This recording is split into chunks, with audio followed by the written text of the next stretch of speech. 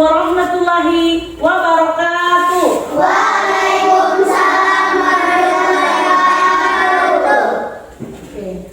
Apa kabar anak-anakku hari ini? Alhamdulillah, luar biasa. Allahu Akbar. Oke. Nah, sebelum itu kita masuk pada pembelajaran. Ibu mohon kesediaan kepada ketua kelas untuk memimpin doa sebelum belajar ya. Jadi perlu kita ketahui di setiap kegiatan yang akan kita lakukan terlebih dahulu jangan kita lupakan itu berdoa ya. Jadi apapun kegiatan kita dahulukan dengan berdoa terlebih dahulu ya. Ibu minta kepada ketua kelas Sri Diva pimpin doanya di depan kelas, doa sebelum belajar ya. Oke. Kita berdoa sebelum belajar ya. Sini. Oke. Bagaimana sikap kita ketika berdoa? Nah, memohon ampun kepada Allah. Semoga kita diberikan pemahaman ya. Oke, silakan. Sebelum kita belajar, marilah kita berdoa dimulai. Bismillahirrahmanirrahim.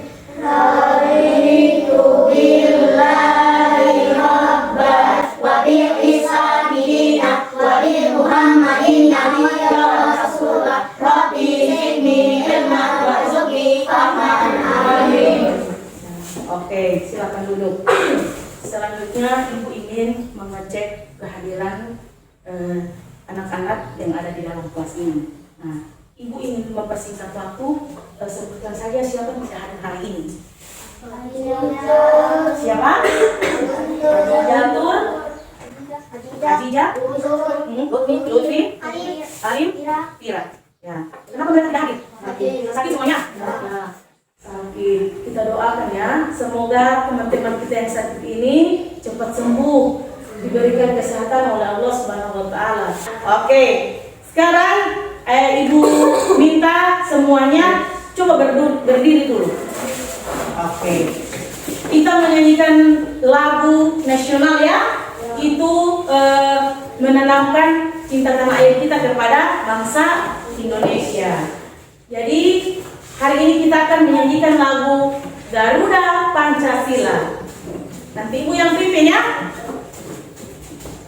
Pribadi bangsaku, ayo maju, maju, ayo maju, maju, ayo maju, maju. 1, 2, 3. Garuda Pancasila, akulah pendukungmu. A'udzu billahi minasyaitonir rajim. Bismillahirrahmanirrahim.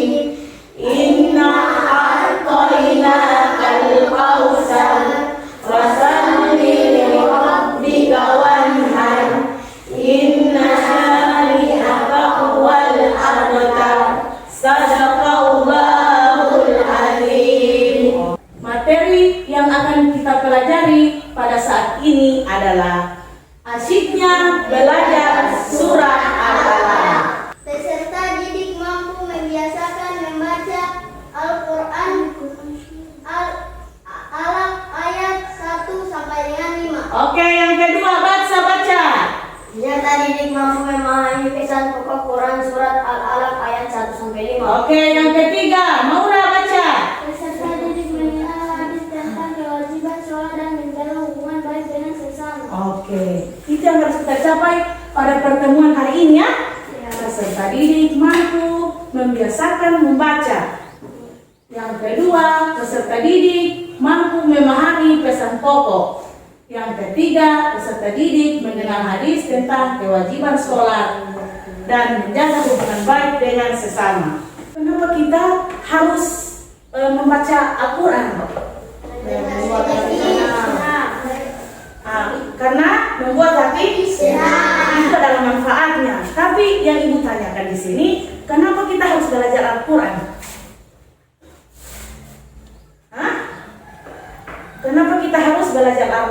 Al-Quran? Supaya dapat rezeki. Dapat rezeki. Apalagi? Membuat hati senang. Membuat hati senang. Apalagi? Karena Al-Quran adalah salah satu kitab atau pedoman umat Islam. Itu ya harus kita tahu. Kita harus tahu karena Al-Quran itu adalah salah satu pedoman umat manusia, yaitu umat Islam. Ya. Lanjut. Ini Ibu akan membagikan kelompok. Kelompoknya ini sudah ini ya, yang sudah dibagi seperti minggu-minggu sebelumnya ya. Ya. Jadi ini kelompok 1, ini kelompok 2, dan ini kelompok 3. Apa manfaat dalam membaca Al-Quran? Membuat hati senang. Membuat hati kita menjadi senang, damai, tentram. Dan Al-Quran itu ketika kita baca setiap harinya, maka kita akan menjadi lebih tahu. Dan apa yang kita dapatkan dalam Al-Quran itu tidak hanya sekedar kita tahu, ya, tetapi harus kita terapkan di dalam kehidupan kita sehari-hari, ya. Menampilkan video. Nah, ini video diperhatikan ya. Bismillahirrahmanirrahim. Iqra bismi rabbikal ladzi khalaq. Khalaqal insana min 'alaq. Iqra wa rabbukal akram. Alladzi 'allama bil qalam. 'allamal insana ma lam ya'lam. Siapa yang bisa mengulang kembali bacaan surah Al-Alaq tadi? Coba Salwa. A'udzu billahi minasyaitonir rajim. Bismillahirrahmanirrahim. Iqra bismi rabbikal ladzi khalaq. Khalaqal insana min 'alaq. Iqra wa rabbukal akram. Alladzi 'allama bil qalam. 'Allama insana ma lam ya'lam. Oke, tepuk tangan lagi. Siapa artinya apa?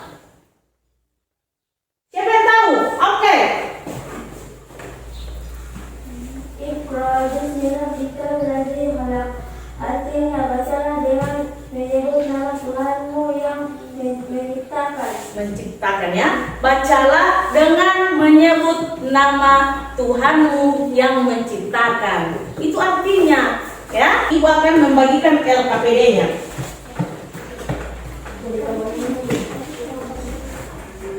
Ini LKPD-nya Ibu bagikan satu kelompok satu ya. Oke, Ibu berikan waktu dalam pekerjaan tugas ini 5 menit.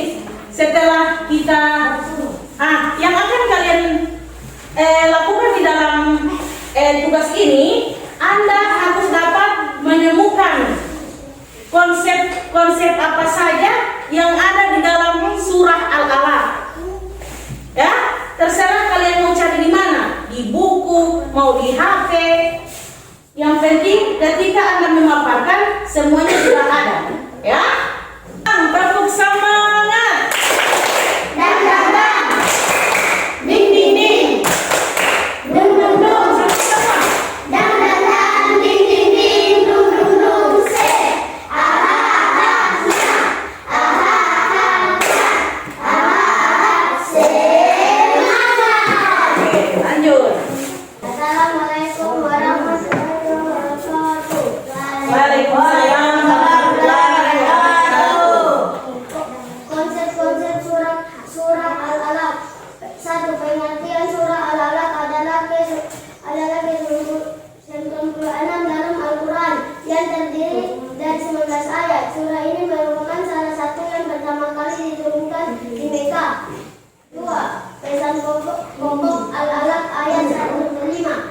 1. Perintah untuk membaca Iqra. 2. Penciptaan manusia dari segumpal darah. 3. Kemuliaan dan kebesaran Allah 4. Perintah untuk menggunakan pena. 3. Kaitan surah Al-Alaq ayat 1-5 dengan hadis tentang kewajiban sholat. Sholat adalah ibadah yang tidak hanya dilakukan secara fisik, tetapi juga membutuhkan pemahaman yang benar tentang konsep Tuhan, ciptaannya, dan tujuan hidup. Oke, terima kasih. Terima kasih diberikan diucapkan kepada kelompok 1 yang sudah memaparkan materi ya. Nanti semuanya tampil dulu. Nanti sebentar Ibu luruskan ya. Itulah hasil pemaparan dari kelompok 1. Tepuk tangan untuk kelompok 1. Untuk kelompok 1, konsep-konsepnya didapat dari mana? Dari buku kah atau di dalam HP? Oke. Mana semangatmu? Ini semangatku. Mana? Ini. Nah, usahakan begitu juga itu belajar. Yang belajar loyo-loyo. Ketika belajar itu semangatnya luar biasa. Usahakan kembalikan ya. Di saat belajar kita penuh semangat, seperti judul yang kita pelajari pada saat ini.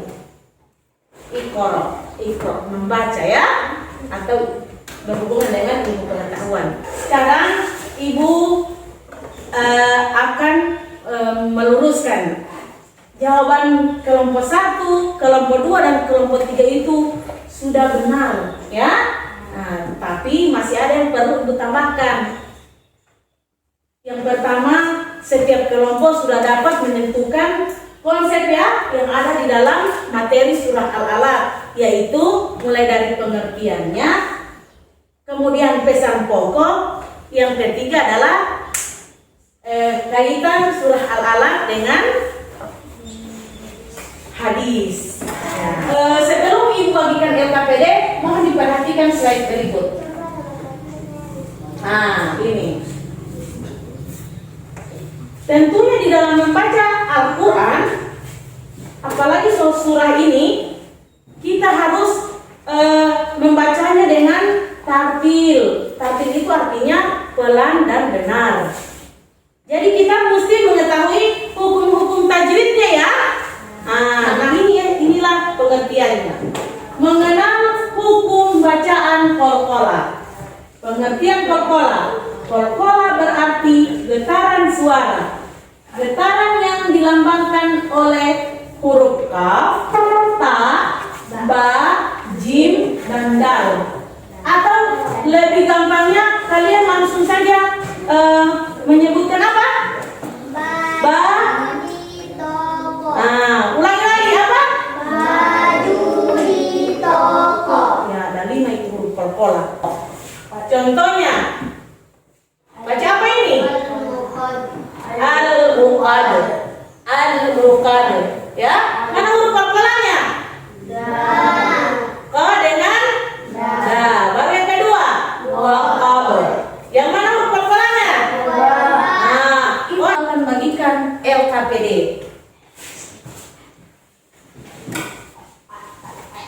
Nah, di LKPD ini Anda harus menentukan hukum bacaan qalqalah yang ada di surah Al-Alaq, ya. Ditunjuk mana yang huruf qalqalahnya. Berdiri.